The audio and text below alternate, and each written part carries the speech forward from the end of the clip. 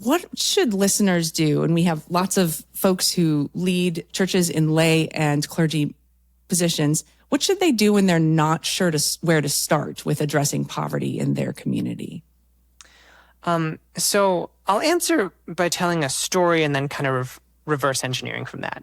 So originally, New City had an urban agriculture program because we felt like people growing their own food felt like agency, and agency is a huge theme of what we try to do. And then eventually, through community listening, we realized that some of our neighbors aren't able to maintain like a vegetable garden because they have a lot of racialized trauma in their lives, specifically around police brutality, actually. And so we realized that trauma was a deeper underlying issue than food scarcity. And if we address some of the trauma, then some of the food scarcity stuff will kind of resolve itself. And so we created the Incarnation Fund, which supports BIPOC community members in accessing therapy led by BIPOC therapists and BIPOC spiritual directors. And we also do retreats.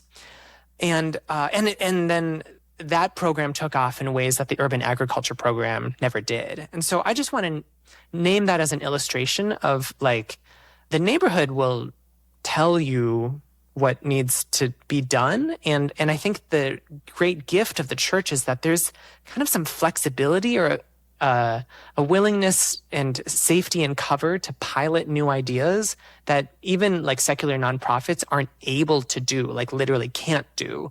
So I think that churches can be kind of a glimpse of the world as it could be, and then the rest of the world will catch up. So listening to neighbors is a huge piece. But I also want to name, sometimes I get this question from people who are like, hey, so we're in a 99% white community and everyone makes six figures. So now what do we do?